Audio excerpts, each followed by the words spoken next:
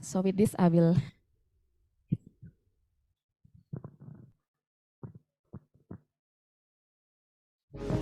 Menurut Global Cancer Observatory, kanker payudara merupakan kasus kanker terbanyak di Indonesia dan menduduki posisi kedua setelah kanker paru-paru dari segi mortalitas. Pada tahun 2020 saja, tercatat jumlah pasien kanker payudara di Indonesia sebanyak 65.858 kasus. Bahkan, World Health Organization memprediksi jumlah tersebut dapat meningkat hingga 89.512 kasus di tahun 2040.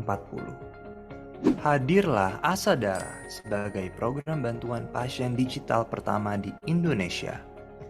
Bagi pasien-pasien kanker payudara yang memerlukan iBrands, program Asadara hadir sebagai solusi akses. Perjalanan pasien dimulai dengan penandatanganan brosur registrasi Asadara oleh dokter.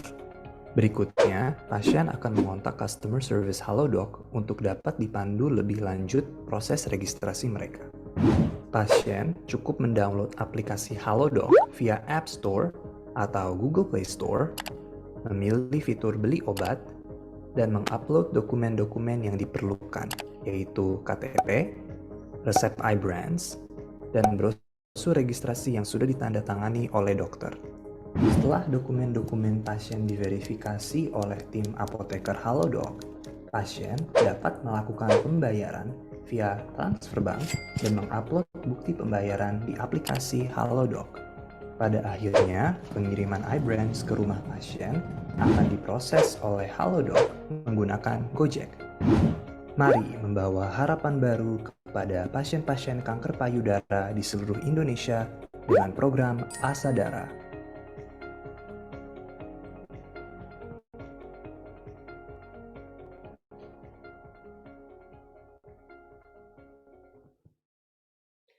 Assalamualaikum warahmatullahi wabarakatuh. Salam sejahtera untuk kita semua. Selamat siang, selamat datang pada acara Jakarta Oncology Weekend atau JOWee ke-31 hari ini dengan tema Latest Advance of CDK4/6 Inhibitors, the Value of Real-World Experience in Treating Hormonal Receptor Positive and HER2 Negative Advanced Breast Cancer. Adapun acara hari ini berbentuk webinar hybrid. Puji syukur kita panjatkan kehadirat Allah Subhanahu wa Ta'ala yang telah melimpahkan rahmat dan karunia-Nya sehingga kita semua diberi kesehatan dan kesempatan untuk mengikuti acara pada hari ini. Saya Dr. Nia selaku MC akan memandu acara pada hari ini. Sebelum kita memulai rangkaian acara hari ini, marilah kita mendengarkan kata sambutan dari Pfizer Oncology, kategori lead Ibu Angela. Kepada Ibu Angela dipersilakan.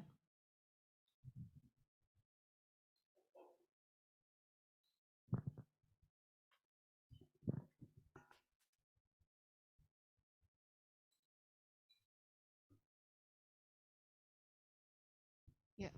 Hello, good afternoon for all doctors who join hybrid for this event in the afternoon. First of all, please let me say Selamat Hari Raya Idul Fitri. Mohon maaf lahir dan batin for those who celebrates. And also, before we begin as Pfizer Indonesia, we would like to say thank you to all the speakers and also panelists like Prof. Abdul Muttalib, Dr. Ronald, Prof. Nur, Dr. Hilman, also Dr. Ikwan, and also Dr. Wulyo, because all of you accepting our invitation and as a speakers and as a panelist. And last but not least, of course, I would like to say thank you to Dr. Jack Chan for accepting these invitations. We believe that you have many experience in managing MBC patients with CDK4/6. And we believe that we could learn a lot from you as well as sharing experience from doctors here from Indonesia. Hopefully we have a wonderful afternoon for this today. And for Pfizer Indonesia, we have a vision, breakthrough that change patients' life.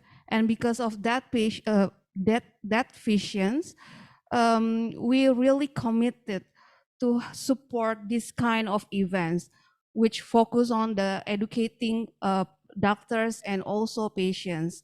And for patients, as a patient-centric company, we also have a program like patient support program as well as Asadara, and also many others patient support program provided by Pfizer, because Pfizer not only Ibrance for breast cancer, but we also have several portfolio. Even we have several pipeline product, which also very promising. And we do hope that we could also have those pipeline available in Indonesia as soon as possible. And last but not least, again, I would like to say thank you for all the speakers, panelists, and also committee for making this event. And I do hope that you all can enjoy today's event like JOWee 31. Thank you so much.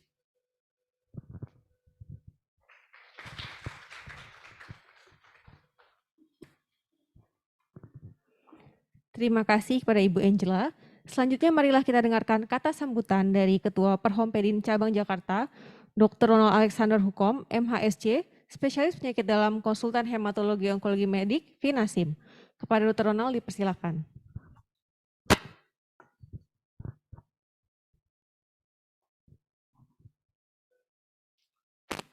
Baik, terima kasih Dr. Nia. Good afternoon, selamat siang. Saya juga ingin mengucapkan selamat Hari Raya Idul Fitri kepada semua teman yang merayakan. Jadi ini merupakan acara rutin dari Perhompedin Cabang Jakarta, jadi Jakarta Oncology Week. Ini mungkin memasuki yang ke-31.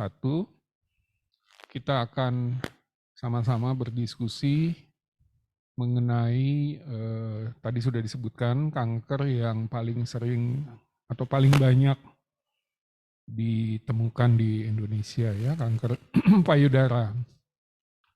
Seperti tentunya teman-teman telah mengetahui, kanker payudara ini merupakan kanker yang masih menjadi masalah untuk sebagian besar mungkin rumah sakit di Indonesia, karena umumnya pasien datang sudah stadium lanjut.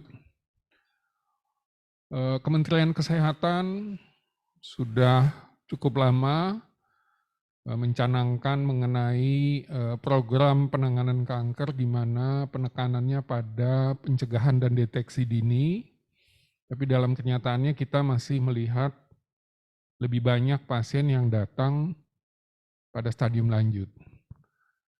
Jadi adanya obat-obat baru atau pendekatan yang lebih komprehensif untuk pasien-pasien kanker, termasuk kanker payudara, tentunya akan selalu dibutuhkan.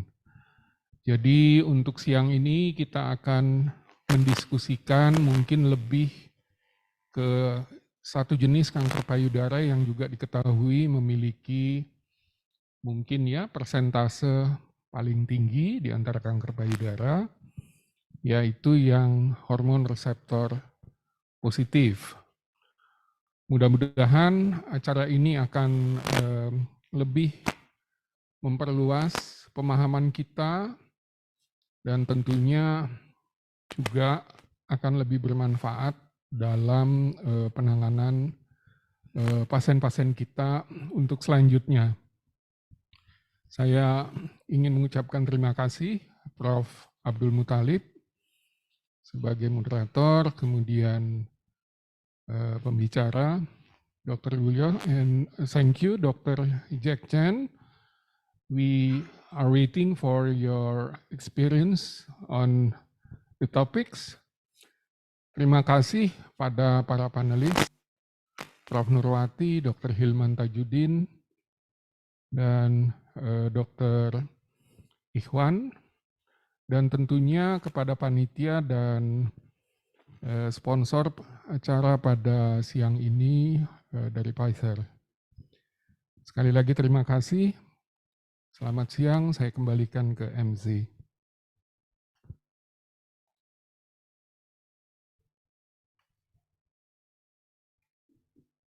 Terima kasih kepada Dr. Ronald. Selanjutnya, marilah kita masuk pada acara inti hari ini yang terdiri dari materi, presentasi kasus, dan diskusi. Acara inti hari ini akan dipandu oleh Profesor Dr. Abdul Muthalib, spesialis penyakit dalam konsultan hematologi onkologi medik. Profesor Abdul Muthalib adalah guru besar hematologi onkologi medik, Departemen Ilmu Penyakit Dalam, Fakultas Kedokteran Universitas Indonesia. Beliau saat ini aktif sebagai staf pengajar di Fakultas Kedokteran Universitas Indonesia. Kepada Prof. Abdul Muthalib, waktu dan tempat dipersilakan. Terima kasih. Apa terdengar? Ya. Oke, terima kasih. Selamat siang. Assalamualaikum warahmatullahi wabarakatuh. Salam sehat selalu bagi semua teman-teman dan juga bagi yang hadir mengikuti acara kita JOWee ke-31 Jakarta Oncology Weekend. First of all, thank you for all the speakers and also our guest speaker from Singapore, Dr. Chen. I would like to say thank you for your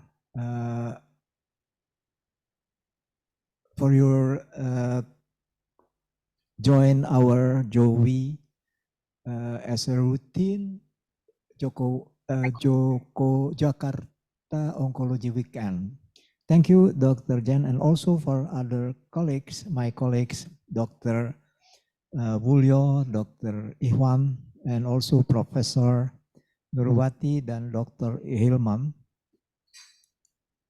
serta Ketua Perhompedin Jakarta, Dr. Ronald Hukom. And we will start our presentation today with the first speaker, Dr. Wulyo. Please, the CV. You can have the CV of Dr. Wulyo. Dr. Wulyo is our staff in Medical Oncology Department, specialized in internal medicine and also as a hematologist and medical oncologist. Now he works in MMC Hospital in Jakarta and also Mayapada Hospital in south of Jakarta, and also he's still active as a teaching staff in the University of Indonesia. Please, Dr. Wulyo. Thank you very much, Professor Abdul Muthalib. I will start my screen.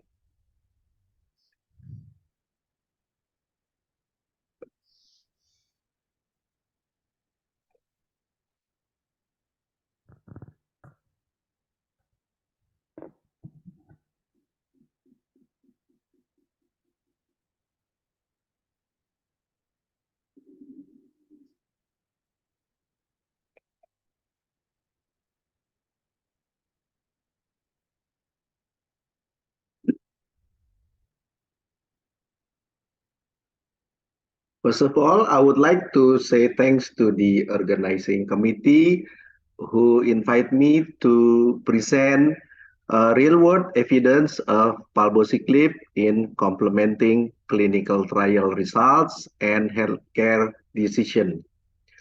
I will divide my presentation into three categories. First, introduction. Women living with metastatic breast cancer originates from de novo metastatic breast cancer up to 10% patient, and early breast cancer who develop metastatic around 20 until 30%. And the immunohistochemia of women with metastatic breast cancer, the majority of them are ER positive and PR positive, 65 until 75%. This is breast cancer vaccine in Indonesia. As Dr. Ronald said, more than 70% patients were diagnosed at advanced stages, locally advanced and metastatic. Luminal comprise luminal A and B, the same with other literature and other countries. But we have a special characteristic that a trend toward younger age, median age at diagnosis 50 years old. This is our local data at Mayapada Hospital, South Jakarta. A total up to 200 women were diagnosed with breast cancer, and the median age 49 years. I think the same with breast vaccine in Indonesia, and most of them were premenopausal female. And the proportion of metastatic breast cancer 26%, and the majority of them 78 hormone receptor positive. The treatment of patients with hormone positive metastatic breast cancer, the goal is to prevent disease or treatment related complication, maintain quality of life, palliative symptoms, and prolong progression-free survival and overall survival. If there is no visceral crisis, endocrine therapy is the preferred option. We can administer tamoxifen, aromatase inhibitor, or fulvestrant, or we can administer aromatase inhibitor plus CDK4/6 inhibitor. First-line endocrine therapy in hormone receptor metastatic breast cancer historically started with tamoxifen, and then aromatase inhibitors, fulvestrant, and lately with CDK4/6 inhibitor combination with aromatase inhibitors. The clinical trial palbociclib is Paloma 2, ribociclib Monalisa 2, and then Monad 3 abemaciclib. All of them can prolong progression-free survival until more than 24 months, for 2 years. And the updated progression from free survival analysis from Paloma 2, we can see here the progression-free survival achieved 27.6 months. And the subgroup analysis, the majority will give useful for all of the baseline factors. However, there were different characteristic side effects between palbociclib, ribociclib, and abemaciclib, which neutropenia, most of the side effect is in palbociclib, abemaciclib, diarrhea and increased alanine and aspartate transaminase. This is the real-world use of CDK4/6 inhibitors in the US. We can see here that the combination of CDK4/6 inhibitor and aromatase inhibitor increase every year. And I think also in our center too in Indonesia. About real-world data studies, the difference is in the RCT trial, the sample is homogeneous, but in the real world, the subject of metastatic breast cancer, I think, heterogeneous. And we can complement the data from the real world into RCT. We can collect from different sorts of part of routine clinical practice, and in the US, the Flatiron Electronic Health Record Database offer 3 million patient records, from most of them from the community practice rather than from academic cancer centers. And this is the real world study of overall survival with palbociclib combination with aromatase inhibitor in hormone receptor positive metastatic breast cancer. We can see here that the combination of palbociclib plus aromatase inhibitors can prolong both overall survival and progression-free survival, even though it is shorter than the RCT data. This is the palbociclib reality extended trial in real-world data, more than 2,000 patients, palbociclib plus aromatase inhibitor versus aromatase inhibitor.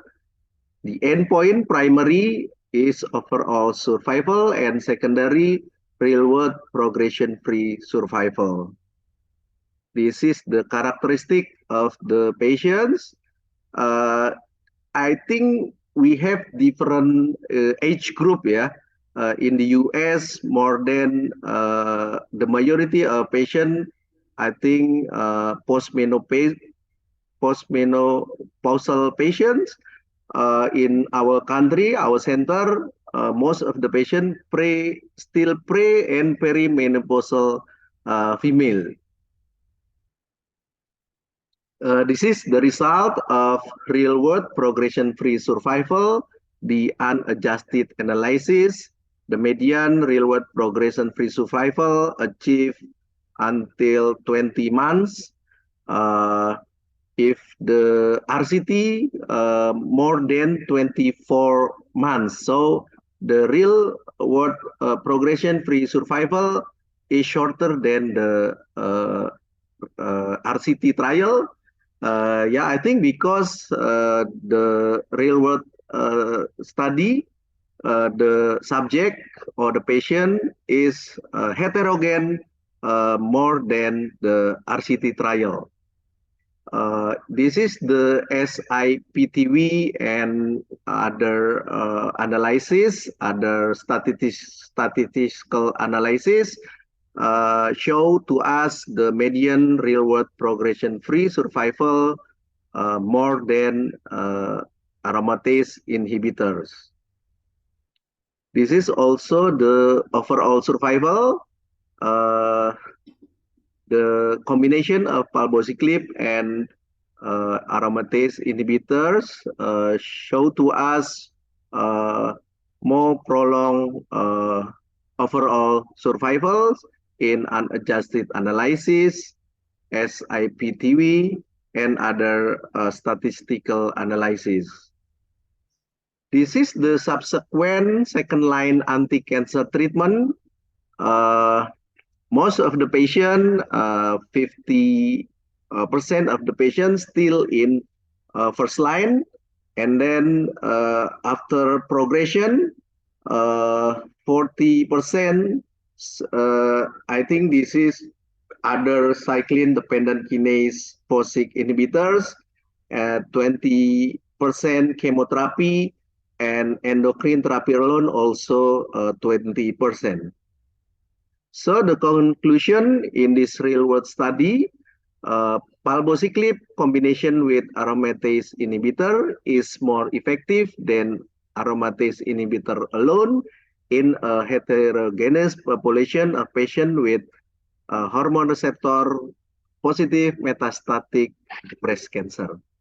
This evidence support the use of palbociclib in combination with aromatase inhibitor as a standard of care for first-line treatment of patients with hormone receptor positive metastatic breast cancer. I think that's my presentation. Thank you very much.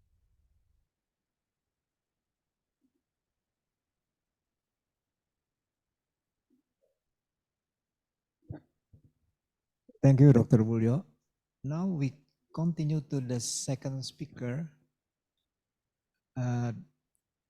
In my notes, we have second speaker here, Dr. Ikhwan. May I have, the CV. Dr. Ikhwan is a PhD in internal medicine, and he still works as a medical staff in Cipto Mangunkusumo General Hospital in Jakarta, and also staff in internal medicine and hematology medical oncology division in the University of Indonesia. He's still active. He has a practice in Rumah Sakit Gading Pluit in east of Jakarta. Dr. Ikhwan. Thank you. Okay, thank you. Thank you, Professor Montalib. I would like to presentation about our patient. Maybe please allow me to Dr. Jackie Chen to presentation in bahasa for make clear, and I will present in the slide in English. Jadi saya akan menampilkan pasien dengan metastasis breast cancer yang recurrence. Jadi ada perubahan tipe pada awalnya pemeriksaan, kemudian berubah dari triple positif menjadi luminal A. Sehingga pada saat dia berubah menjadi luminal A, saya akan memberikan CDK4/6 inhibitor pada pasien ini. Slide.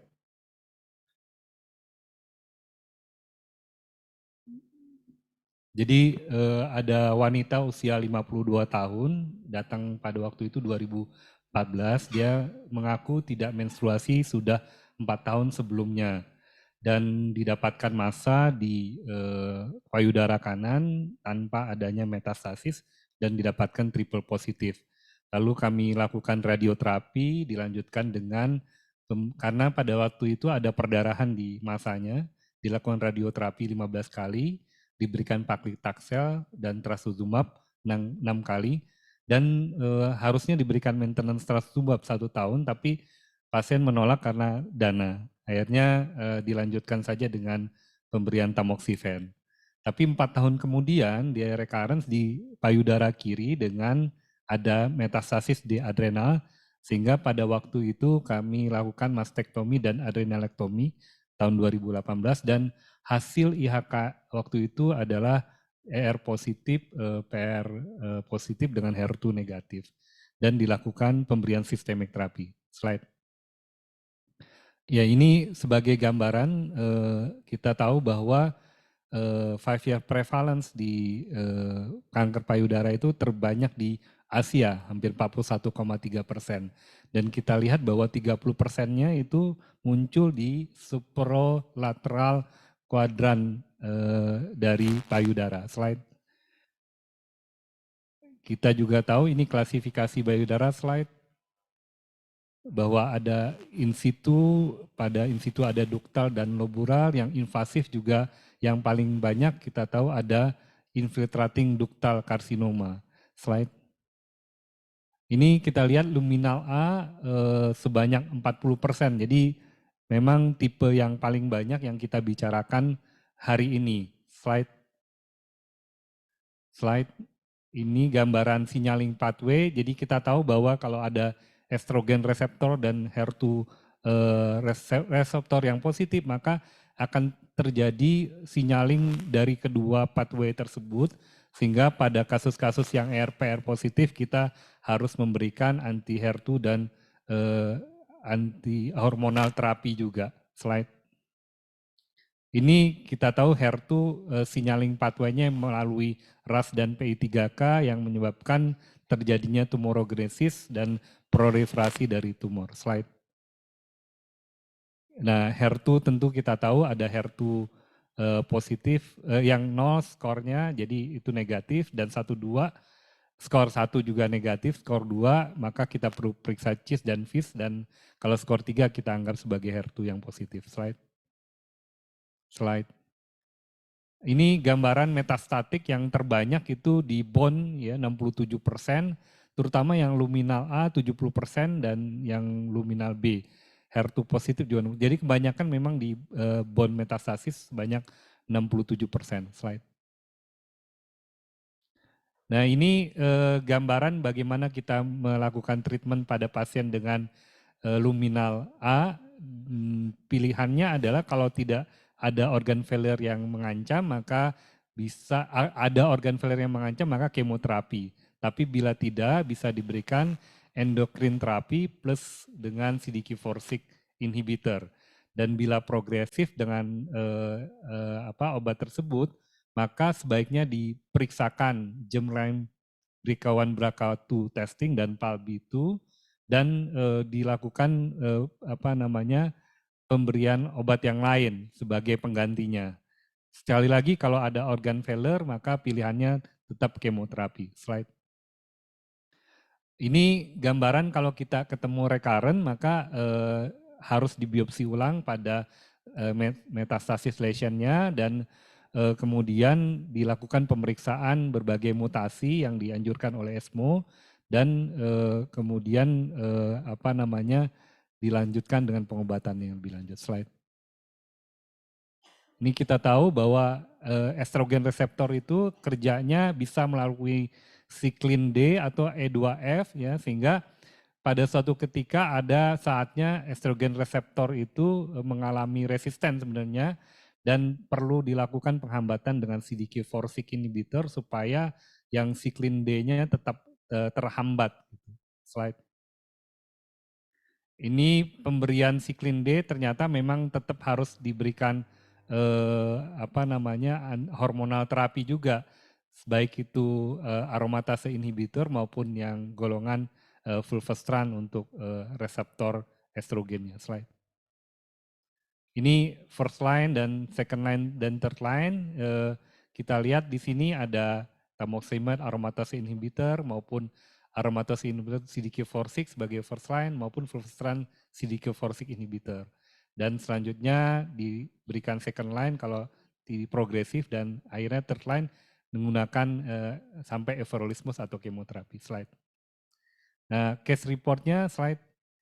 Jadi ini wanita usia 52 tahun waktu datang itu dengan adanya perdarahan di putingnya di payudara kanan dengan massa yang besar, tidak nyeri dan juga disertai dengan benjolan di payudara kanan dan tidak ada penurunan berat badan, tidak ada family history yang tumor jinak di payudara. Slide. Nah ini dari CT scan-nya kita lihat massa yang besar 15 cm, kemudian dengan multiple bilateral axilla juga yang besar dengan massa juga di left breast with suspicion malignancy. Jadi ada dua massa di sini, ada nefrolitasis dan myoma uteri, tapi tidak ada ditemukan metastasis di tulang. Slide. Ini gambaran massanya yang besar, baik di kanan dan ada yang di kiri juga dan di kelenjar getah bening payudara, kelenjar getah bening kanan juga. Slide. Ini ada batu, slide diperlihatkan. Nah, sehingga kita lakukan biopsi pada pasien ini didapatkan ER positif, kemudian progesteron negatif, tapi HER2-nya positif dengan KI 67 60%. Slide.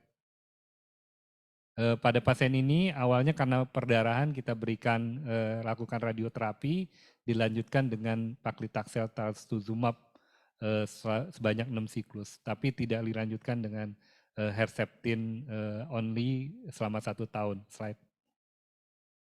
Ini tumor markernya saja memperlihatkan bahwa tidak ada kenaikan tumor marker pada pasien ini. Slide. Nah, kemudian di September dia selama itu diberikan tamoxifen, terlihat dari CT scan-nya masanya berkurang dan di payudara kirinya juga tadi tidak muncul lagi, tidak ada lagi, dan di payudara kanan limfadenopatinya juga berkurang. Jadi tamoxifen diteruskan, tapi pada waktu ini bukan tamoxifen, maksudnya ini pada saat diberikan paclitaxel trastuzumab setelah 3 kali dilakukan CT scan terjadi penurunan massa, pengurangan massa, dan hanya ada nodule infiltration yang di payudara paru kanan dan ada diduga pneumonia. Sehingga pada saat ini slide kita berikan ini ada nodule infiltration di payudara kanan, di lang kanan, slide. Kita berikan antibiotik dulu dan akhirnya setelah perbaikan kita berikan lagi kemoterapinya sampai Desember 2014. Slide. Kemudian di Januari mulai diberikan tamoxifen. PET scan juga dikerjakan pada bulan Januari dan menunjukkan perbaikan. Slide. Ini gambaran PET scan-nya ada sedikit tanda di benjolan di kanan ini masih sedikit, slide. 2015 kira-kira hampir setahun dilakukan USG juga di Februari, itu menunjukkan tidak adanya perubahan. Ini diperiksa miomnya untuk lihat pemberian tamoxifennya. Kemudian ini rencananya setahun sekali kita lakukan USG untuk menilai endometriumnya. Slide. Agustus 2015 di PET lagi terlihat di sini adanya massa di payudara kanan dengan peningkatan intensitas yang lebih daripada di waktu di Januari 2015 dan ada masih limfadenopati di ketiak kanan, tapi sudah berkurang dalam ukurannya, tidak ada meta di organ-organ. Slide. Nah, di Januari obat tetap diteruskan, di Januari di CT scan lagi tidak ada perubahan yang signifikan dalam massa di payudara kanan dan juga di kelenjar getah beningnya. Slide. Ini terlihat di Januari 2016, ini 2015. Slide. Nah, pada Agustus 2016 dievaluasi lagi, PET scan lagi, ada metastasis di adrenal, ya. Kemudian tamoxifen dihentikan, digantikan dengan femara. Sebenarnya saya menganjurkan juga untuk lakukan kemoterapi, tapi kelihatan pasien tidak mau di kemoterapi, sehingga kita ganti yang hormonal terapi dengan letrozol saat itu. Slide.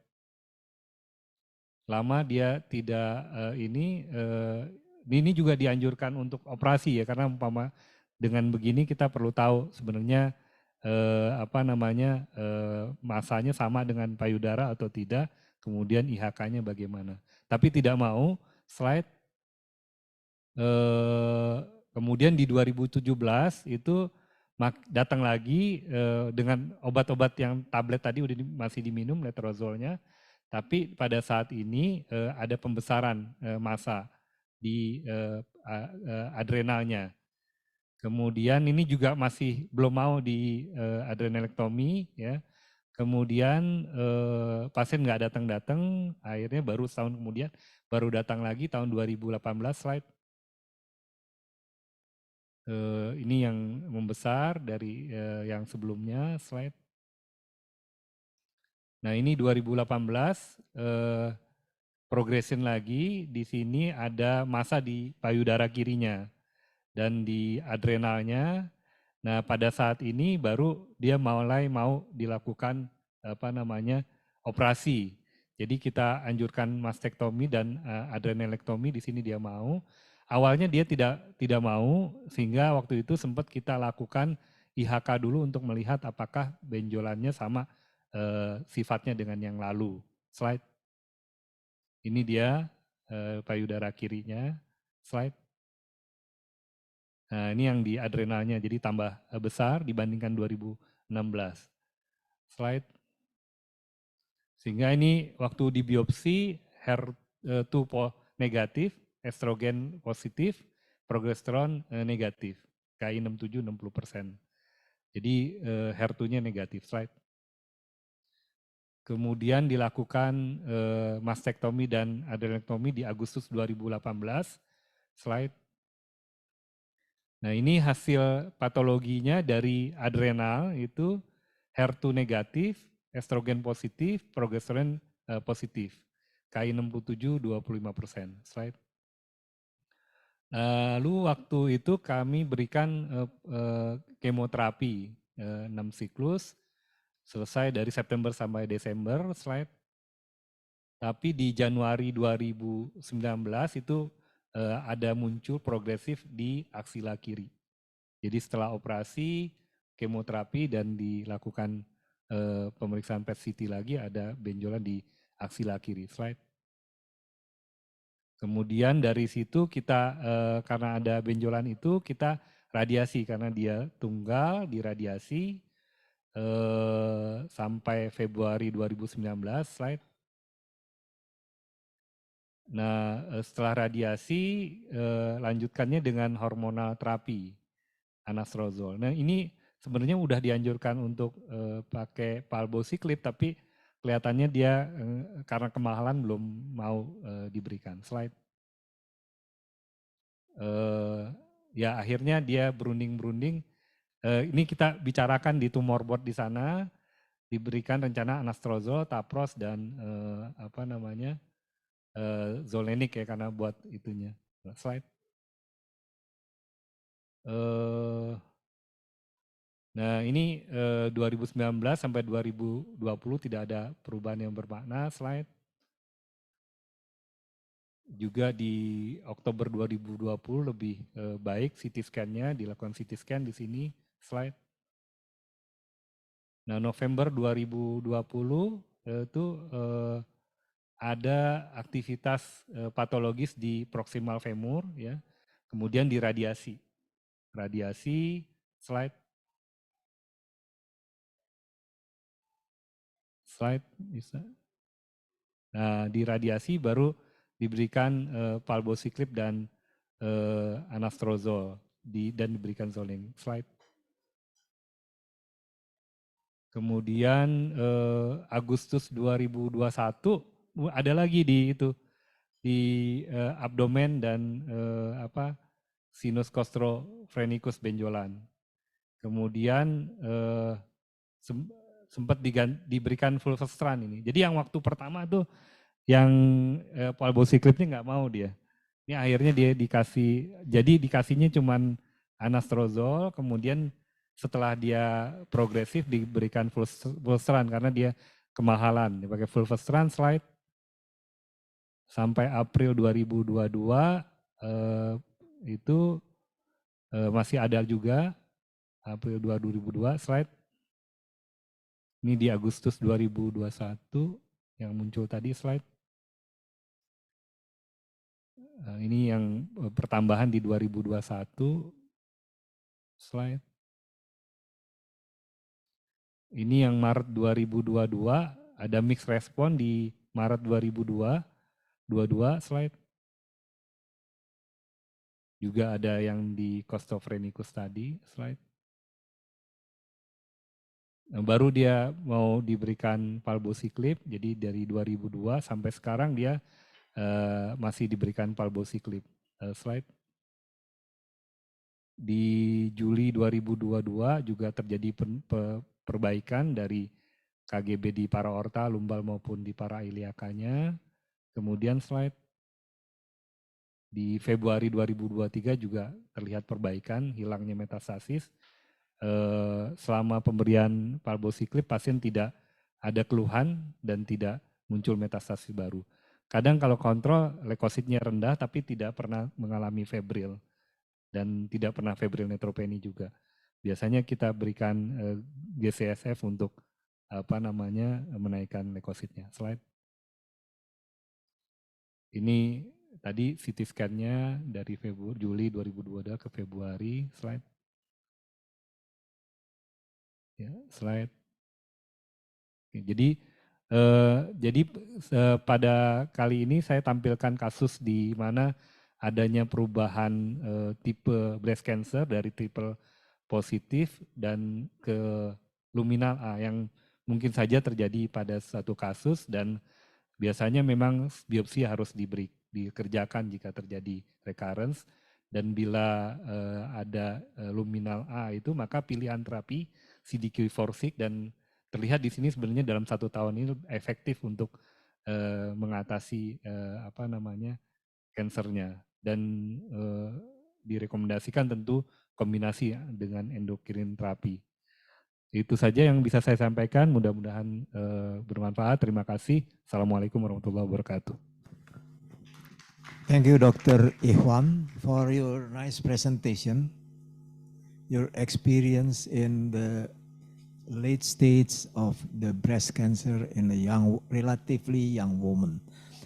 Before, as we know, we only have estrogen receptor inhibitor for hormonal receptor positive patient. Now we have at least 3 additional therapy on top of estrogen receptor inhibitor. Now we have CDK4/6. At least we have 3 preparation of CDK4/6 inhibitor. We have a very famous guest speaker in Singapore, Dr. Chan Jung-ji Jack. May I have Dr. Chan? Dr. Chan is a consultant hematology oncology in National Cancer Center Singapore, KK Women's and Children Hospital. He was a fellow academic of medicine, chapter of medical oncology, College of Physicians in 2018, Medical Royal College of Physicians, UK, Master of Medicine, Internal Medicine in Singapore, 2012, and Bachelor of Medicine and Bachelor of Surgery in 2008. Dr. Chan, please, your time. Selamat siang, and thank you very much for the organizers for inviting me to speak at the event. I'm here today to share with you 2 patients who were treated with first-line CDK4/6 inhibitors, specifically palbociclib. These 2 patients had hormone receptor positive, HER2 negative advanced breast cancer. These are my disclosures. I'll start off with my first patient, who is a 65-year-old Chinese Singaporean female. She's a semi-retired teacher, a non-smoker. At presentation, her performance status was ECOG1. Her past medical history includes idiopathic recurrent deep venous thrombosis, and she's on lifelong anticoagulation from the hematologist for this reason, osteoporosis, as well as well-controlled hyperlipidemia. In May 1999, at that point in time, she was premenopausal. She was diagnosed with stage 2A, T2, N0, M0, grade 1 left-sided breast invasive ductal carcinoma, and the receptor status at the point in time was ER2+, more than 50%, progesterone receptor 2+, less than 50%. And at that point in time, the HER2 was not tested in 1999. For this localized breast cancer, she was treated with radical surgery and the margins were clear. She went on to receive adjuvant 6 cycles of CMF, and there was no adjuvant tamoxifen given to her at that point in time because of a history of DVT. And since then, she was disease-free for 19 years, but presented in May 2018 with unstable gait. She was veering towards the right side, and this was for 3 weeks, associated with slowing of speech. There was no associated headache, weakness, seizure, loss of consciousness, or other focal neurological deficit. And staging scans demonstrated that she had metastases in the brain, lung, as well as paratracheal lymph nodes. So these are representative images from her brain scan. So there are brain metastases and multiple. And representative images from her CT thorax, She had this large paratrachea lymph adenopathy over here, as well as a right upper lobe lung lesion that was 3.7 cm. These were investigated with a bronchoscopy and transbronchial needle aspirate. And this is highly appropriate given that she was disease-free from her localized breast cancer for 19 years. And a lymph node at station 4R was aspirated by the pulmonologist, revealing a histology of metastatic carcinoma that was consistent with breast primary. The immunohistochemistry was positive for GATA3, hemoglobin, gross cystic disease fluid protein 15 and CK7, and the TTF1 was negative, ruling out a lung primary. The other receptor status were ER was 3+, 70%, progesterone receptor negative, and HER2 was low. Immunohistochemistry was 2+ at 50%, and the HER2 fish was negative. Because she was symptomatic from the brain metastases at presentation of metastatic disease, she received palliative whole brain radiotherapy, 30 grays in 10 fractions, and was given steroids, which was subsequently tapered. The other constitutional symptoms she had at that point in time were grade 2 lethargy, some loss of appetite, and loss of weight as well. But with the whole brain radiotherapy, her gait became more steady. She no longer had any headache, giddiness, or any focal neurological deficit, and that there were no respiratory symptoms despite the presence of a lung metastases. And after whole brain radiotherapy, her performance status was ECOG-1. On clinical examination, her lungs were clear with no respiratory compromise.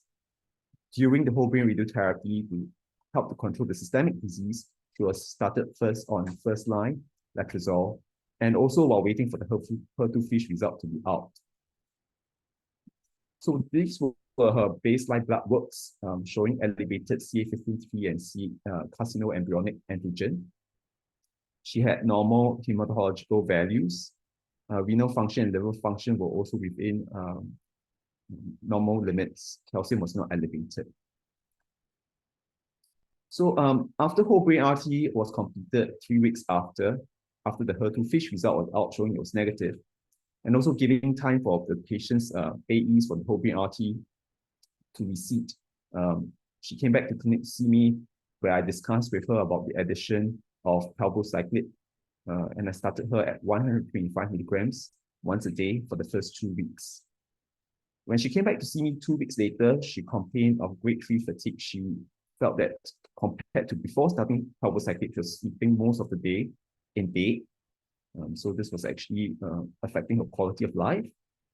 There were also some grade 1 upper abdominal symptoms, dyspepsia and epigastric bloatedness, but there was no nausea or vomiting.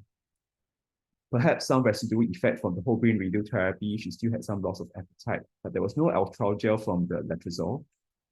We see here that her labs still fairly okay. There's some decline in the absolute neutrophil count to 1.19, but it's not for criteria for me to dose reduce. However, because of the grade 3 fatigue, the patient and I decided that the dose of palbociclib should be reduced by 1 dose level to 100 milligrams for the subsequent 7 days remaining of cycle 1 treatment. So another 2 weeks later, when she was due for cycle 2, she came back. Her fatigue had now improved from grade 3 to grade 1 with the dose reduction as well as that compulsory 1 week rest after cycle 1. She still had grade 1 to 2 upper GI symptoms and some grade 1 loss of appetite. And despite there being, in the 4th week of the first cycle, there is a rest week and the dose reduction in the 3rd week of cycle 3, her ANC had now reduced to 0.98. So clearly, even when the dose was reduced from 125 to 100, and within the first cycle itself, this patient clearly required a dose reduction. Quite early on, with just early use of letrozole and palbociclib, we already start to see a decline in the cancer markers over here. The CA15-3 and the CEA are both declining just with first cycle of palbociclib. So we decided to reduce the palbociclib dose down to the lowest dose level at 75 milligrams for the next cycle, cycle 2. I got her to come back for a repeat FBC 2 weeks later, and her ANC had now risen to 1.82, and she was maintained at this dose 75 milligrams once a day. for the from the third cycle onwards. And this was her first response assessment CT scans of the thorax. The lesions of interest is this paratracheal lymph adenopathy that was 2.7 at baseline and has reduced to 1.1 cm over here. Let me just put up my pointers so that I can show you what I mean. So this paratracheal lymph node here has reduced in size. And the right upper lobe lesion as well, the metastases over here, 3.7 cm at baseline, and at the first response assessment scan after 3 cycles of palbociclib, this has already reduced to 1.6 cm.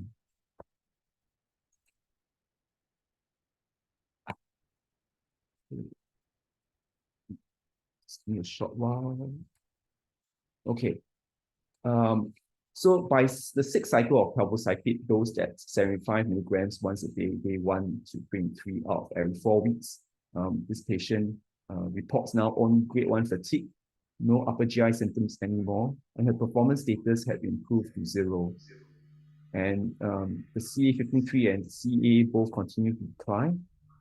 Her hematological parameters were acceptable for someone on palbociclib. And she was able to go on a holiday and trek a mountain compared to just approximately 6 months ago. She was, presented with symptomatic brain metastases with unstable gait. And actually, within 7 months from the diagnosis of metastatic relapse of her breast cancer, she returned back to part-time teaching. And fast forward to the present day, she's now into her 61st cycle of first-line palbociclib with letrozole, and this is since July 2018. Throughout the COVID pandemic, she remained well and she didn't actually acquire any COVID infection till now. She's now retired from teaching completely, and she just came back from a holiday in South Korea. When I last saw her in clinic a couple of weeks ago, she was just complaining of occasional grade 1 arthralgia, no fatigue at all, and radiologically and clinically, she remains in sustained partial response. Her tumor markers are at their nadir, and her blood counts are also appropriate for someone who is using palbociclib. So these are images from her latest CT scan just last month, showing that she's in sustained partial response, both in terms of the paratracheal lymph adenopathy in the upper panel, as well as the lung metastases in the lower panel. My takeaways from this first case is that this illustrates that first-line palbociclib, as well as a non-steroidal AI, can be used to treat the elderly patient with endocrine-sensitive relapse, ER-positive, HER2-negative metastatic breast cancer. In this case, this patient had lung metastases. And it's safe to start palbociclib at the full starting dose at 125 milligrams once a day, but one needs to watch the patient and dose adjust according to blood counts and or other AEs. In this case, this patient had an initial dose reduction because of grade 3 fatigue. But very quickly within cycle 2, I had also required the dose reduced because of a borderline ANC. But one needs to, medical oncologists need to recognize that palbociclib-induced neutropenia is not the same as the neutropenia that we observe in patients who are treated with cytotoxics. Because for the CDK4/6-induced neutropenia, this is usually not associated with infective complications. And particularly in my patient, she remains on first-line palbociclib plus letrozole for a very long period, that's more than 4 years. And this is longer than the median PFS that were reported of Paloma 1 and Paloma 2 studies. I'll move on to my second patient. This is a younger patient with a heavier burden of disease. This is a 50-year-old premenopausal female. She's of mixed Filipino and Chinese parentage. In June 2013, she initially had a right-sided ductal carcinoma in situ that was incidentally detected when she underwent an excision biopsy of a right breast fibroadenoma, a small focus. And because she was asymptomatic at that point in time, she declined definitive surgery of the right breast and subsequently defaulted the breast surgeon's follow-up. 6 years later, in June 2019, She presented with de novo metastatic breast cancer, which was metastatic contralateral left breast, bones, presenting with pathological fractures of the vertebral and the ribs, lymphangitis, carcinomatosis, liver, pleura, and lymph nodes, quite widely disseminated. A diagnostic biopsy was pursued of the right breast mass that she had. A punch biopsy was done, revealing a provisional grade 3 invasive duct carcinoma. There was ER positive 2+, 90%, progesterone receptor positive 2+, 30%, and HER2 low, by IHC 1+, 5%. And because she initially presented with symptomatic spinal metastases at the time of metastatic progression of her cancer, she had received radiation to her spine, T2 to T7. So these are images from her bone scan at diagnosis of metastatic breast cancer. You can see many tracer avid uptake spots within the whole of her axial skeleton. Even her skull is also, studded with metastases. And these are images from her CT thorax showing a locally advanced breast cancer in the right breast. The right breast is also, the left breast is also affected. And on the left, on the screen, we see images of infiltrates within the interstitial of the lung with some nodularities as well, suggestive of lymphangitis carcinomatosis. And on the right, we see here a 2.9 cm liver metastases.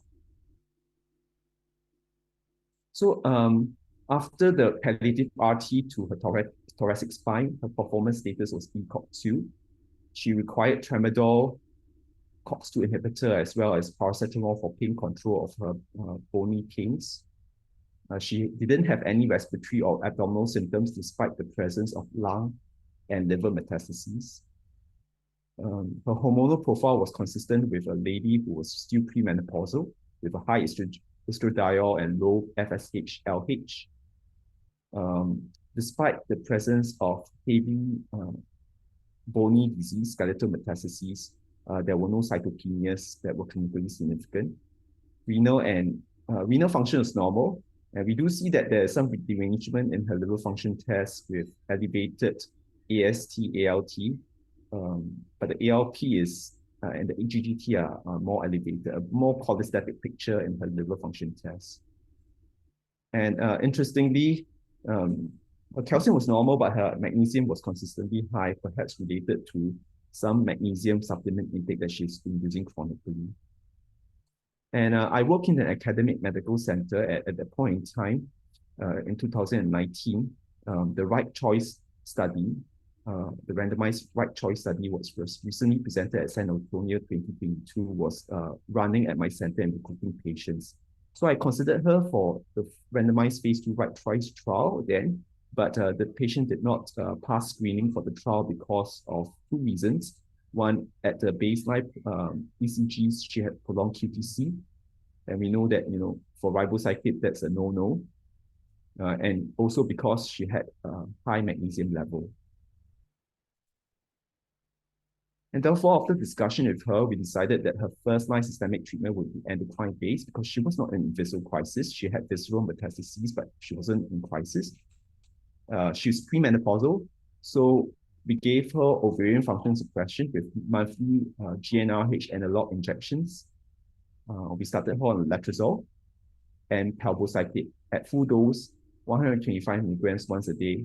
For the first 2 weeks, I gave her at this dose, and we started the palbociclib 3 weeks after her spinal radiation, making sure her blood counts were okay when we started. To help to prevent secondarily skeletal-related events, we also started her on a bone-modifying agent. Denosumab was given once in 4 weeks. So within the first cycle, 2 weeks starting palbociclib, I saw her again in clinic. She complained of grade 1 mouth ulcers and grade 1 hot flashes from the endocrine treatment and the ovarian function suppression. She didn't otherwise have arthralgia or fatigue. But already she could report that her right breast primary was feeling smaller. Her blood counts are a little bit lower than baseline, but they're still appropriate for me to continue dosing her for the next 7 days at 125 milligrams. Fast forward a little to the third cycle. In the third cycle, when she came to see me in clinic, she didn't have any more mouth ulcers or arthralgias. She still had grade 1 hot flashes from the endocrine treatment, some fatigue and insomnia as well. But I noticed that her absolute neutrophil count has now reduced to less than 1. And therefore, on that basis, in the third cycle, I reduced her palbociclib to 100, the one dose level lower at 100 milligrams once a day, between days 1 and 21 for every 4 weeks. And this dosage was actually continued with minimal adverse events all the way up to cycle 27. And I want to show you here her best response on first line ovarian function suppression, NSAI, and palbociclib. This is of the locally advanced breast cancer on the right side. And also of the liver metastases after 18 cycles. Almost, you can't probably see the liver metastases anymore. It's only a trace of it in the liver. So some side history about this patient. She has got a very significant family history of breast cancers. We see it with her mother. Her mother was actually diagnosed with a locally advanced breast cancer after the patient herself at age of 81, but she had several aunts with breast cancer, cousins with pancreatic cancer. There's also an uncle on the mother's side with esophageal cancer. On the father's side as well, some cancer history there. A paternal aunt had breast cancer and her paternal grandfather had prostate cancer. And given this very strong family history, it took a bit of coaxing for the patient to go for germline genetics testing. She eventually did. She underwent a panel testing that showed that she had no pathogenic variant, only a variant of unknown significance in BART1 gene. And this patient actually managed to use first-line OFS with letrozole and palbociclib for up to 24 months through 27 cycles. And finally, she PD'd. She had progression of disease within the breast primary itself as well as the liver. And I did next generation sequencing on the previous breast biopsy she had, and that showed the driver mutation in PIK3CA. For second-line treatment, she was continued on ovarian function suppression and switched to fulvestrant and alpelisib as per the SOLO-1 trial or the BYLieve study. And a very short progression-free interval there. Within 3 cycles, she was essentially primary refractory to this second-line treatment. Her liver metastases progressed through this treatment within 3 cycles. And at the start of year 2022, I recruited her onto the randomized phase 3 Destiny Breast 06 trial. It's an open label trial that compared trastuzumab deruxtecan versus chemotherapy of physician's choice in patients who were chemo naive for metastatic ER positive, HER2 low breast cancer. Her extracranial disease actually responded within 2 cycles of trastuzumab deruxtecan. This patient got randomized to the experimental arm. But after 4 cycles, she had progression of disease within her brain. And for the progressive brain metastases, she underwent stereotactic radiotherapy. 1 month later, she became symptomatic from progressive disease in her pleura. She had a pleural effusion that required drainage. And on the pleural tissue, the immunohistochemistry was repeated, this time showing that her cancer had become ER negative, TR negative, and still HER2 low. She would be what we'll consider now a triple negative disease. I ordered a PD-L1 immunohistochemistry test on her. She's combined positive score 0 on the 22C3 assay. And also, next generation sequencing was pursued on this pleural tissue, showing that she was microsatellite stable with a low tumor mutation burden. The PIK3CA mutation remains static on this specimen. There were other variants that were not clinically actionable. And between May 2022 and July 2022, I gave her 3 cycles of paclitaxel. which unfortunately she was refractory to. She progressed to weekly paclitaxel. She was put on best supportive care, and she succumbed to advanced disease in October last year. My takeaways from the second case that I've presented is that first-line palbociclib, NSAI plus ovarian function suppression can be used to treat a premenopausal patient with de novo metastatic ER-positive HER2-negative breast cancer with visceral metastases, but not in visceral crisis. And like the first patient I presented, it is safe to start palbociclib at 125 milligrams once a day. Even though this was shortly after spinal radiotherapy, I started this treatment in my second patient 3 weeks after spinal radiotherapy, making sure that the blood counts are okay when I start, and also closely monitoring as per the drug label. And this patient, specifically for her first-line treatment with palbociclib, letrozole, and OFS, actually used this treatment for 24 months, which I note is numerically identical to the median PFS in Mona Lisa 7, 23.9 months, and the right choice study that I mentioned just now, also 24 months. And with that, I thank you very much for your attention.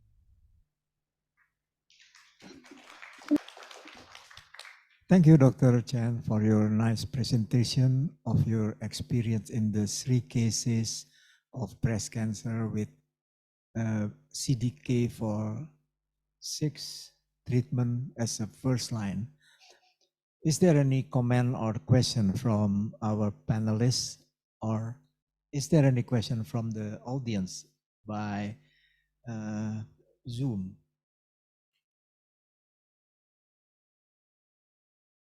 Yeah, Dr. Ronald Hukom.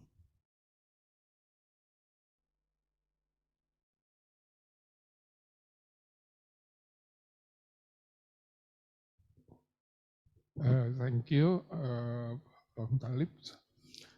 I think the one question that we need to maybe solve together is about the starting dose. Okay, maybe I want to ask Dr. Wulyo and also Dr. Chen, what do you think about the starting dose? Because as we saw from Dr. Chen cases, it is, it is okay to start with dose 125 milligrams. So maybe Dr. Wulyo and also Dr. Chen can answer this. Thank you. You mean is it better with the first full dose, okay? And then if there is intolerable side effect, we can reduce? No, I mean, is it okay to start with the lower dose? Oh, but many of monoclonal antibody in other cancer, we normally start with the lower dose and then we increasing until the maximum dose. But in these cases, you start with the full dose and then you reduce the dose if there is side effect. Is it okay if we started with the lower dose and then we increase? Dr. Wulyo or Dr. Chen? Yeah, thank you, Prof. Talib, Dr. Ronald. Based on the clinical trial and the real-world studies, I also administer a full dose of palbociclib, 125 milligrams a day, and I follow up the side effect of neutropenia. If the neutropenia is so severe, I offer to reduce the dose rather than to administer growth factor. After I reduce the dose, the side effect of neutropenia also reduce or even disappear, achieve normal level of white blood cells. I practice start full dose and then follow up the side effect. If the side effect of neutropenia is so severe, I reduce the dose to 100 milligrams. Thank you, bro. Dr. Chen, do you use GCSF or not? Thank you very much for the question. So on the first question first, about the starting dose of palbociclib, in my routine practice, unless the patient has exceptional circumstance for me to want to start that lower dose, I routinely start at 125 and work downwards. So my practice is very much similar to Dr. Relo's practice. It is only in exceptional patients who have got low blood counts to start with, or borderline blood counts to start with, or the frail elderly patient, I'm very, very concerned about cytopenias that I may want to start at 100 milligrams, but I very, very occasionally do this only. Regarding the second question about the use of GCSF, either primarily or secondarily for prophylaxis, I do not use GCSF. I've mentioned in my presentation that the neutropenia related to CDK4/6 inhibitors are very, very different from the ones that are induced by cytotoxics. The main management of neutropenia without infection in patients who are on CDK4/6 inhibitor is actually dose suspension. You temporarily halt the treatment, you allow the counts to recover, and you dose reduce. So that's the main management. The only rare instances where in my hospital GCSF may be used may be in patients who, and these are rare instances, patients who are on CDK4/6 inhibitors and they are hospitalized for infections, and it happens that the ANC is grade 3 or grade 4. Now, I think to help to shorten hospital stay, besides temporarily suspending the drug, rescue doses of GCSF with daily blood count monitoring, I think that may be appropriate. But again, these are not common instances because the incidence of febrile neutropenia on CDK4/6 inhibitors are very, very low, less than 5%, less than 1% even. Thank you. Okay, thank you. Professor Nurwati. Yeah, thank you, Prof. Muttalib.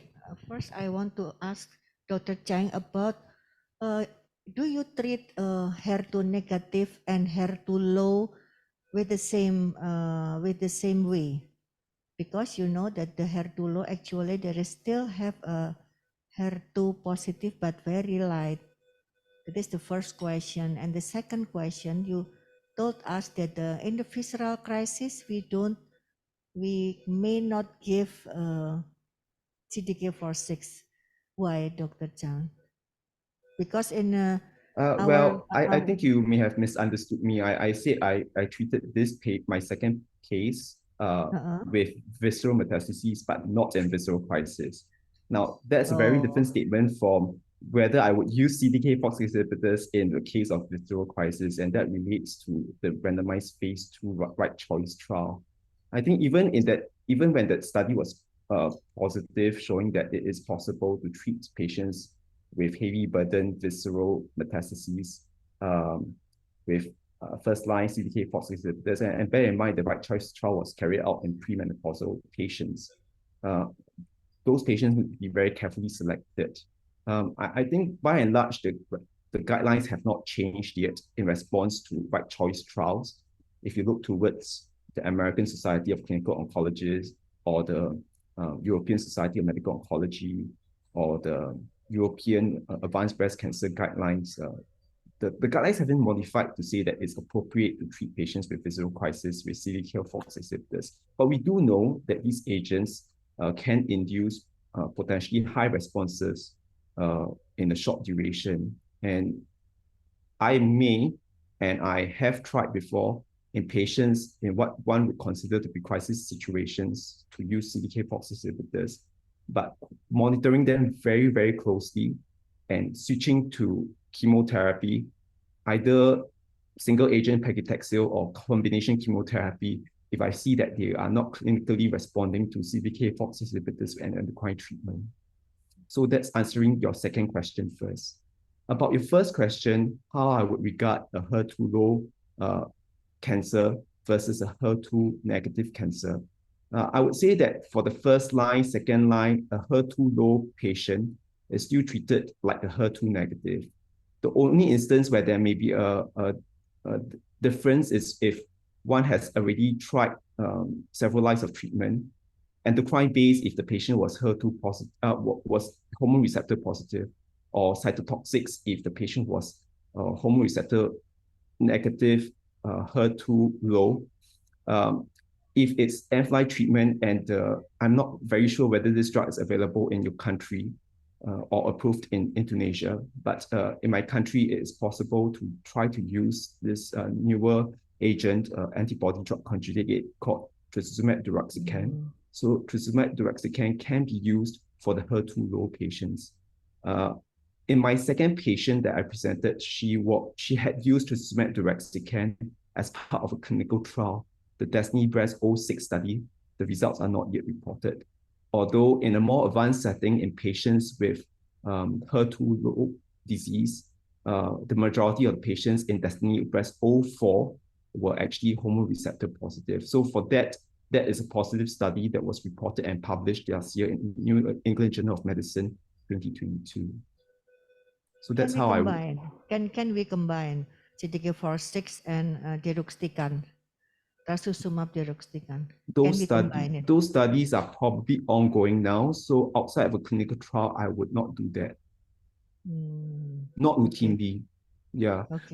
Bear in mind that, perhaps not so much for palbociclib, but there is a low incidence rate of pneumonitis with abemaciclib, and the side effect of interest, or the AE of interest with trastuzumab deruxtecan is pneumonitis itself. So one has to be careful that there could be actually overlapping toxicity of pneumonitis when one tries to combine CDK4 inhibitor with trastuzumab deruxtecan. But we are discussing the use of these two anti-cancer agents in the investigational setting. I'm not advocating for the combined use piece. Okay, thank you. May I have the question from our audience, Dr. Alvin, I think.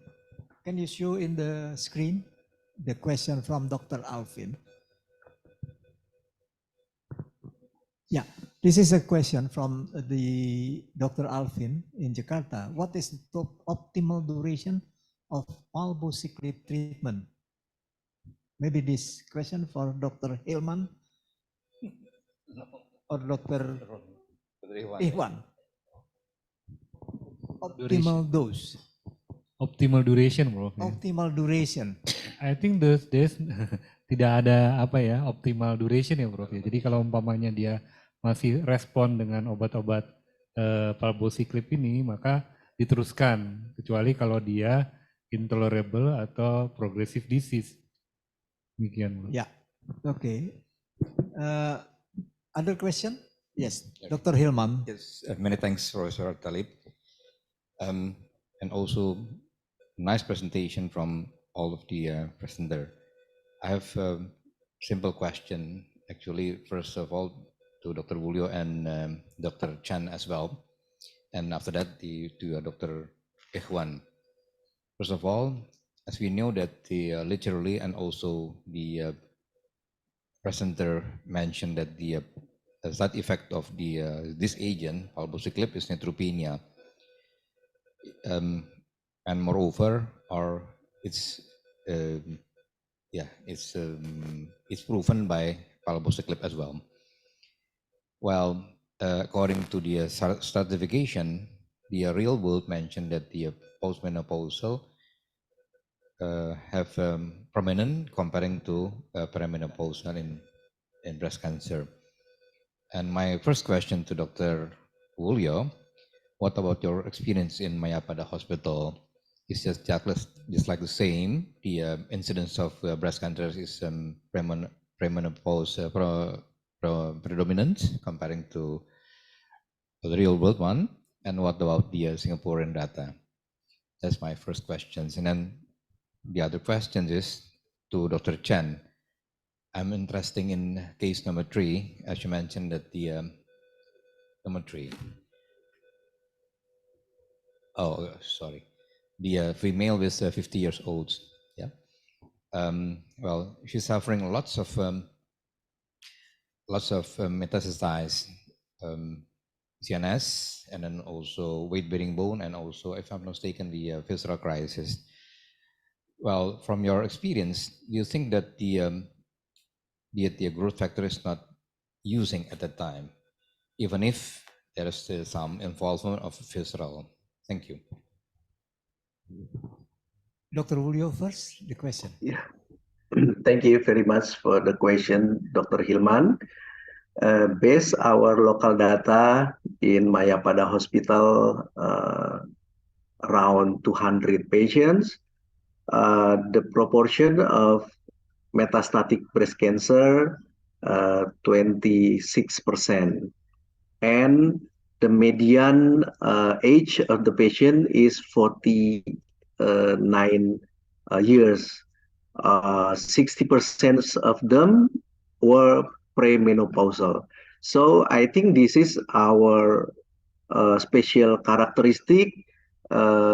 If we compare to US or European data, which show and the real world data which show that the majority of MBC patients were postmenopausal, but in our local data, and I think in Indonesia, generally, the most common patient is premenopausal rather than postmenopausal. I don't know. I think it is the same with Singaporean data, Dr. Chan. What about your data? Yeah, so Singapore is a very small country, but to be multi-ethnic. I would echo Dr. Willow in saying that in general, as an Asian country, we do see a higher proportion than the West of premenopausal breast cancer patients. But the management is actually, clinically speaking, the management of a premenopausal patient with metastatic breast cancer is actually very similar to a postmenopausal patient, except that you just have to make sure that their ovarian function is suppressed and can actually use the same systemic agents for the patients with ER-positive, HER2-negative disease. With regard to Dr. Hillman's second question about my second patient with heavy visceral disease, not in crisis. Her liver function tests were actually not very deranged. There were only some slight derangements. She was not in visceral crisis when she was diagnosed. I do not see that the presence of visceral disease, even if heavy, even in crisis, as an indication to use GCSF in a patient with CDK4/6 inhibitors. That is not in itself a reason to use GCSF while treating a patient with CDK4/6 inhibitors. So I stress again that this is very different for the conventional or traditional chemotherapy agents like paclitaxel or anthracycline-induced neutropenia.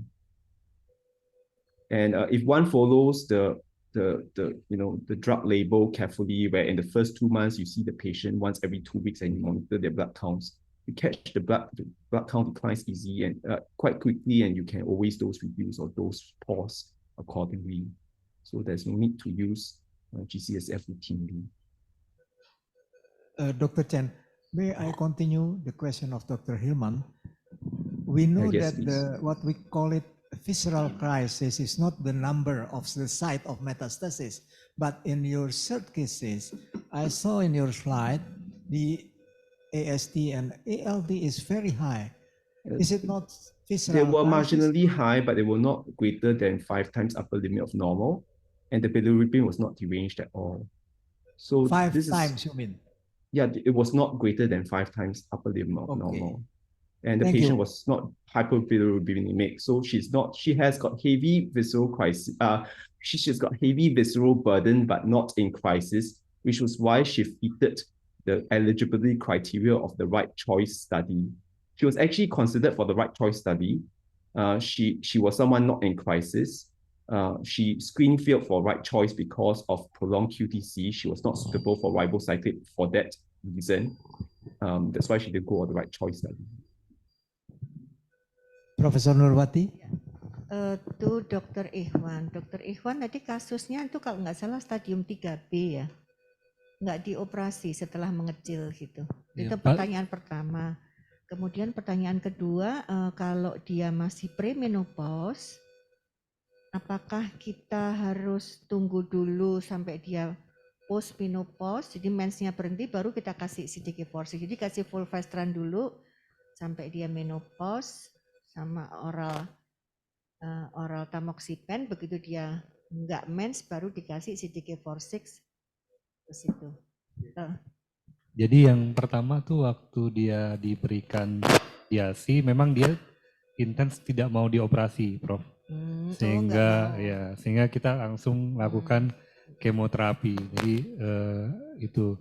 Yang kedua, kalau memang premenopause sebenarnya nggak perlu nunggu dia menopause, jadi boleh diberikan aromatase inhibitor plus LH-RH agonis, Prof.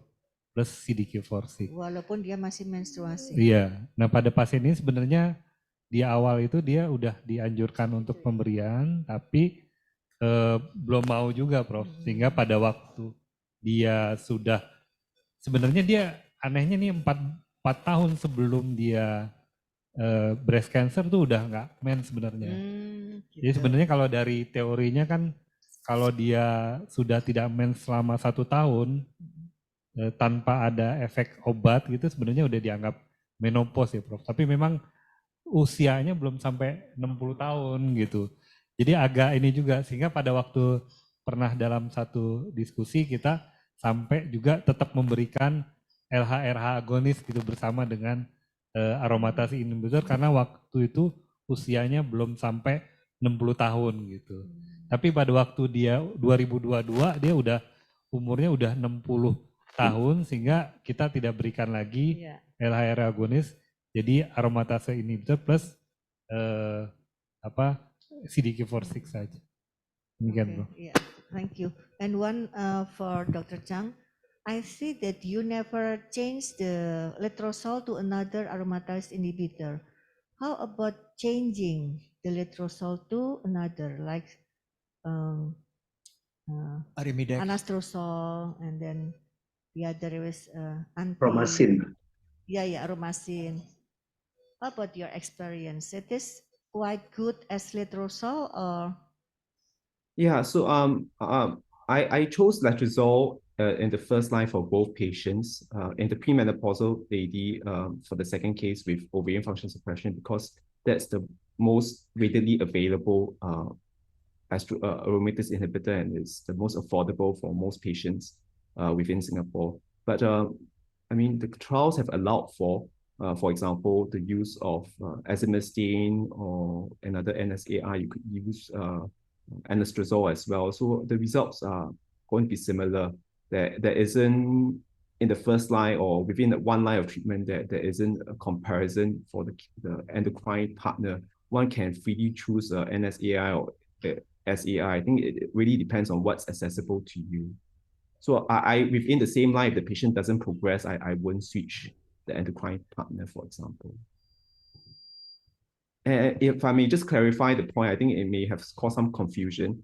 Maybe it's because I didn't indicate in my presentation the units of the AST, ALT, for example, but the elevation of the premenopausal patient with heavy visceral disease, her ALT and AST were only between 1 and 2 times upper limit of normal for my local lab reference ranges. So I beg your pardon because of the confusion caused. I didn't include the reference ranges of my local lab as well as the units. I think that may have caused some confusion. Some people may have thought my second case was in visceral crisis at presentation. She wasn't. Thank you. Question from Dr. Hilman. Yeah, Prof. Thank you. The question to Dr. Chan. From your experience, you've shown lots of biomarkers performed to your patients.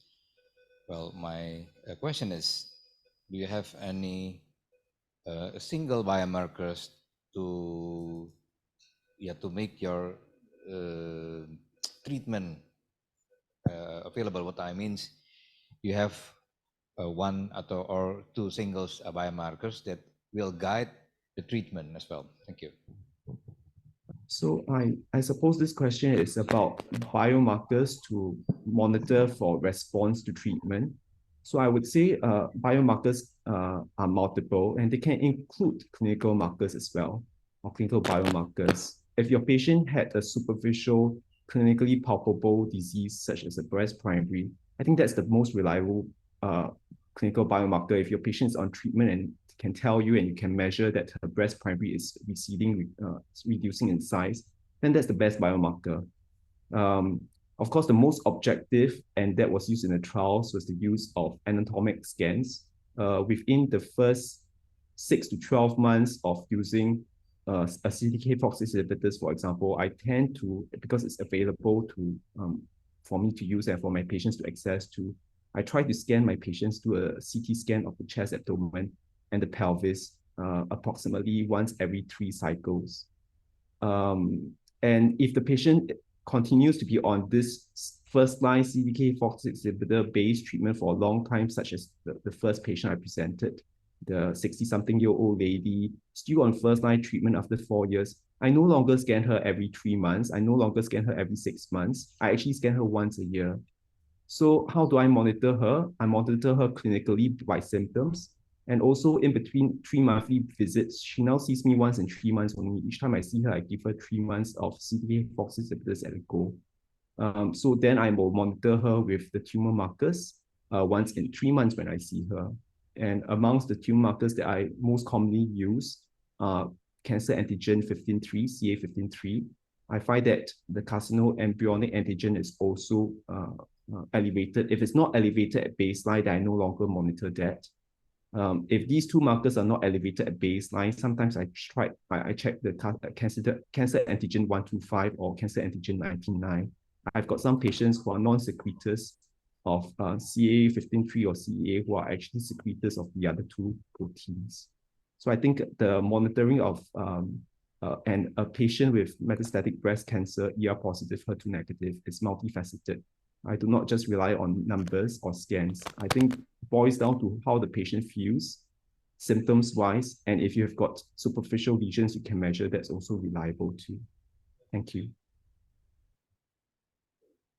Yeah, you can continue your question. Thank you, Professor Talib.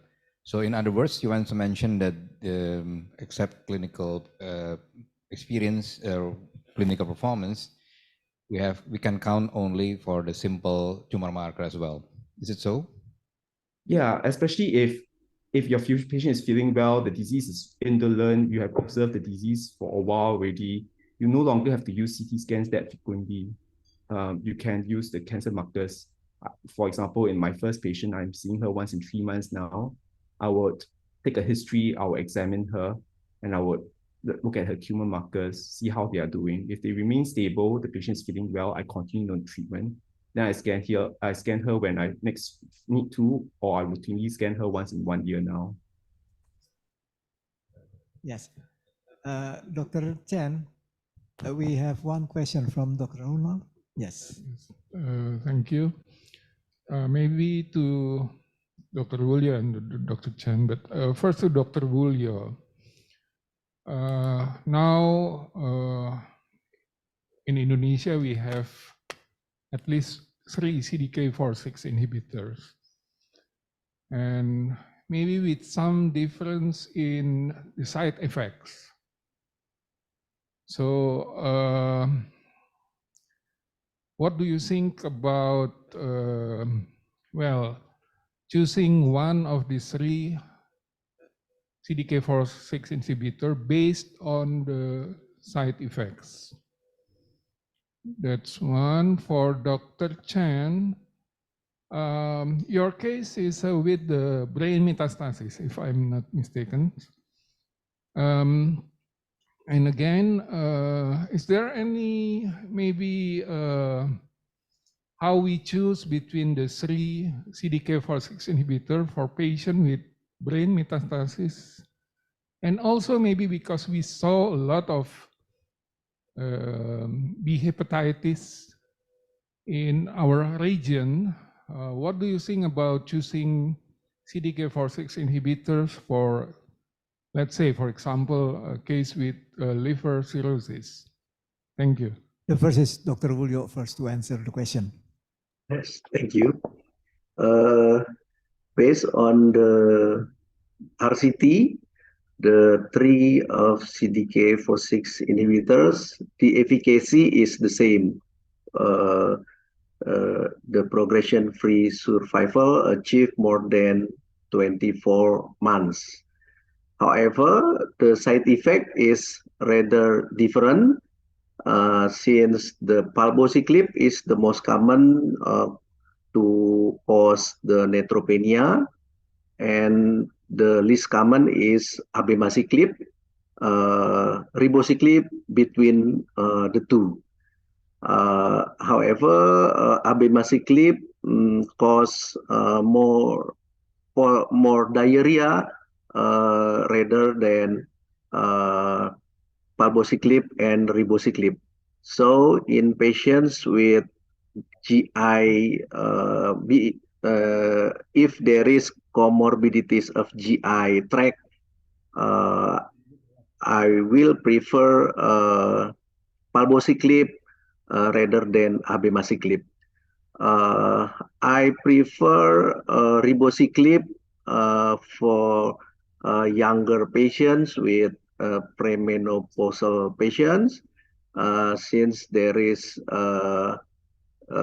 RCT of Mona Lisa 7 that ribociclib combination with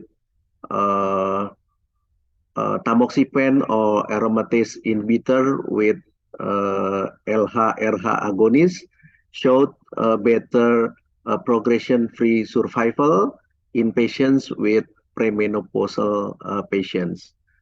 Other experts also told us that abemaciclib is useful for patients with liver metastasis. So in patient with liver metastasis, I will prefer abemaciclib. That's my point of view. Thank you. For Dr. Chen, may I ask you about the question of Dr. Ronald? In your cases with brain metastasis, do you always choose palbociclib based on the three type of CDK4/6? Which one is the most better passing the blood-brain barrier if you have a brain metastasis? Okay. Thank you very much for the question. I would want to just rehash that of the two patients I presented, the only patient who had brain metastases at the time where she presented with metastatic breast cancer was the first patient, the elderly patient. For that symptomatic brain metastases, she was treated with whole brain radiation before I started her on CDK4/6 inhibitors for her extracranial disease control. And this was back in 2018 when palbociclib and ribociclib were the only two commercially available CDK4/6 inhibitors available for me to use. Abemaciclib was not available in Singapore in 2018. If I were given another choice, if I had another patient with CNS disease at presentation, who would present to me as a fresh patient with metastatic ER-positive, HER2-negative disease in this current day, with 3 CDK4 inhibitors now available in Singapore for me to choose, then yes, based on some clinical trial data supporting the use of abemaciclib with, like you mentioned, a greater propensity for the crossing of blood-brain barrier and activity against CNS disease, then yes, I would have preferentially chosen abemaciclib as my first CDK4/6 inhibitor of choice amongst the 3 CDK4/6 inhibitors. My second patient actually didn't have brain metastases when she presented with metastatic brain cancer. It was only after she progressed on the 3rd line that she developed brain metastases. I believe the other question that was asked to me was about hepatitis as well as liver cirrhosis and how I would choose a CDK4/6 inhibitor in those instances. Then I probably favor palbociclib as opposed to abemaciclib or ribociclib because the other two agents are associated with liver derangements. But I want to stress that if a patient has hepatitis B, I'll work together with my hepatologist to make sure that this patient's hepatitis B is well controlled with antiviral therapy. Thank you. Okay, the last question from Dr. Ivan. Dr. J.K. Chen, I want to ask have you any experience to give the palbociclib or any CDK4/6 inhibitor to the visceral crisis patient? Because sometimes in Indonesia, the patient didn't want to get the chemotherapy because the side effect. And second question is have you know about any prediction factor to know about the tolerability to CDK4/6 in your patient? I think have you in the 2 times to reduce your dose of palbociclib. Any prediction factor you know about the tolerability or side effect of the CDK4/6? Thank you. Yes, Dr. Chen. Yeah, so I will answer the second question first because I can't exactly remember the first question by now. I don't think that there's consistently any biomarker that can predict for tolerability. I would suppose that in my clinical practice, the older the patient or the more comorbidities the patient has, then or if there were any baseline deranged organ functions to start with, then I would watch these patients more closely for AEs happening.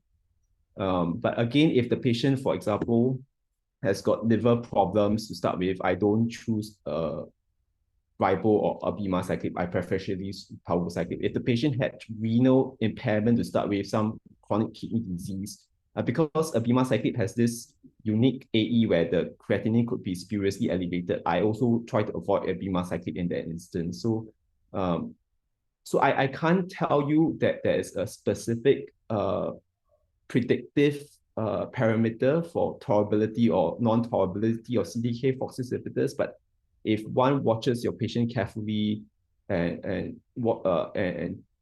upfront chooses the so-called appropriate agent for the patient, I think that most CDK4/6 inhibitors are very well tolerated. Now, I remember the first question. The first question was whether I have used CDK4/6 inhibitors in patients with visceral crisis at presentation, and the answer is yes, I have. I've done so with very close monitoring. And what is my clinical experience with that? I would tell you that it's mixed. I have had some successes and I have had patients who fail or are refractory to CDK4/6 inhibitors. And for the latter group of patients, I quickly change them to chemotherapy. So when I say see your patient closely, I actually see these patients depending on how deranged their organ functions are and how worried I am. I've seen them as closely as every week or every 2 weeks when I start CDK4/6 inhibitors in patients with crisis in the outpatient setting. Thank you very much, Dr. Chen. Now we already 3 p.m. Indonesia time. I have one question. Prof, I have one last question. May I? Very short one and very short answer. Okay? Yeah. In the second or third case of the patient of Dr. Chan, if the result of PI3K mutation is negative, do you continue the CDK4/6 inhibitors or change to others or not at all? I think you're trying to allude to the PACE and the MAINTAIN trials, which I would say are hypothesis generating. I haven't really changed my practice because of PACE or MAINTAIN. If the patients didn't have a driver PI3K inhibitor mutation, then I tend to use fulvestrant plus minus everolimus. bearing in mind that the PFS with fulvestrant monotherapy is very short, 3 months or so. And this is very short question from me. Is palbociclib or ribociclib or others is covered by MediSafe in Singapore for Singaporean? Okay, so so thank you for your knowledge about how healthcare financing works in Singapore. So all 3 CDK4 inhibitors are nationally reimbursed, and because of competition, each drug actually causes about the same out of pocket to the patient. Thank you, Dr. Chen, and all the panelists and the audience. May I have my take-home message slides now? Saya selalu tidak bosan mengingatkan kita semua apa kriteria menopause. Di dalam NCCN harap dibaca pelan-pelan karena di atas 60 tahun itu baru dianggap menopause. Di bawah 60 belum dianggap menopause, harap dibaca pelan-pelan. Slide pertama. Nah, inilah slide-nya. Jadi age more than 60 years atau bilateral ovarectomy atau bilateral radiation of ovarium. Slide. Ini tadi kita udah bicarakan mengenai visceral crisis. Slide. Jadi kalau bilirubin, slide, lebih dari 1,5 upper normal limit, baru dan tidak ada Gilbert syndrome atau biliary tract obstruction. Itulah liver visceral, dan lung crisis adalah rapid increase in dyspnea at rest. Slide lagi. Ya, ini kriterianya. Jadi bukan visceral disease, bukan dianggap banyaknya organ, tetapi adalah progres dari organ tersebut. Slide. Nah, ini take home message. Kita punya ada sekarang CDK4/6 inhibitor, palbociclib, untuk tambahan di atas hormonal anti-estrogen terapi yang pada dasarnya bisa memperbaiki atau maintain quality of life dari pasien dibanding dengan kemoterapi saja, dan safety profile-nya tidak masalah, dan data dari randomized clinical trial dan real world evidence memberikan kita informasi effectiveness dari first line palbociclib combination therapy pada pasien-pasien dengan HER2 negatif tapi hormon reseptor positif pada metastatic breast cancer. Saya ucapkan terima kasih. Thank you for the audience, the panelists, especially our especially guest speaker from Singapore, Dr. Chen. Thank you, and my best regard to all colleagues, medical oncologists in NUH. And thank you for the sponsor from Pfizer and also the audience, all the audience by Zoom. Thank you very much. Selamat siang, good afternoon, and have a nice weekend, Dr. Chen. Terima kasih.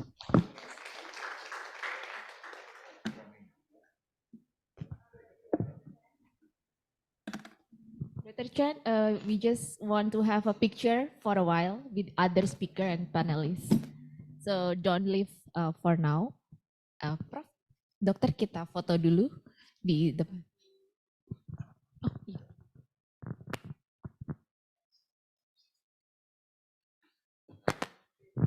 Seluruh pembicara, moderator, panelis mohon maju ke depan, dan juga peserta yang hadir secara offline. Kita akan berfoto bersama. And to our virtual speakers and participants, please open your camera now so we can take group photo for this event. Seluruh peserta yang hadir secara virtual juga mohon membuka kamera agar bisa berfoto bersama. Panitia mohon dibantu.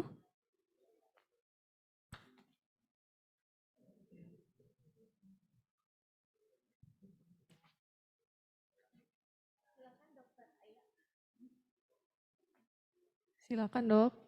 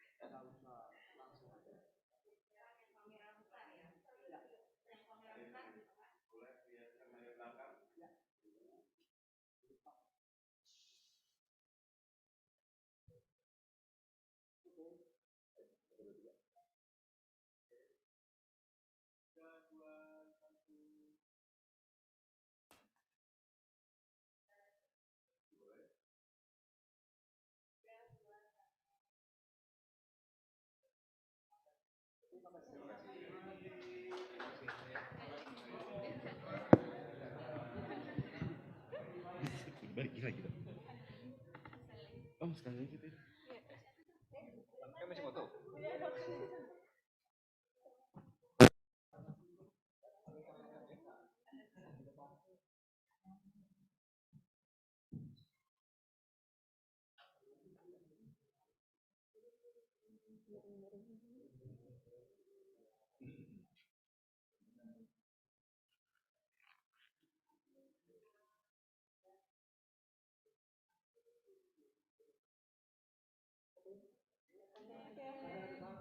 Kamera besar satu kali.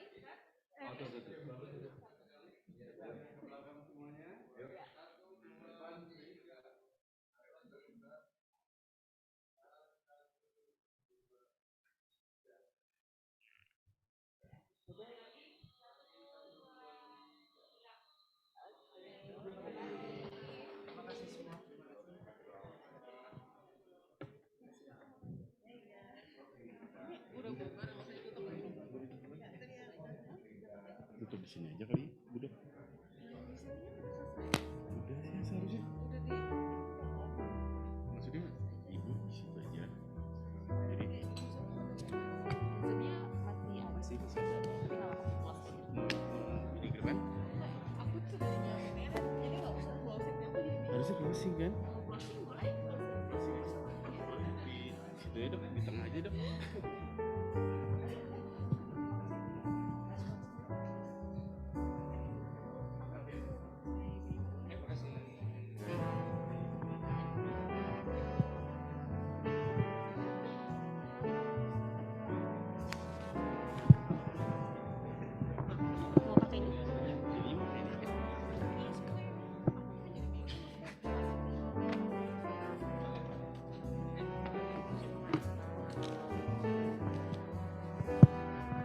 Thank you very much to our honorable speaker, Dr. Julio, our case presenter and panelists, Dr. Iwan, Dr. Jack Chen, Professor Nurwati, Dr. Ronald, and Dr. Hilman.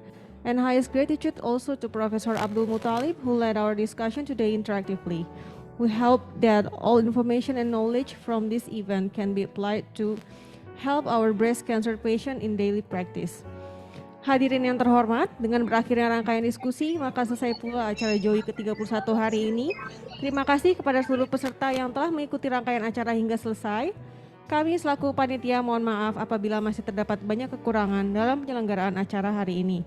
Sampai jumpa pada acara JOWee berikutnya yang tentunya akan membahas topik yang tidak kalah menarik. Terima kasih. Wassalamualaikum warahmatullahi wabarakatuh. Terima kasih. Assalamualaikum warahmatullahi wabarakatuh.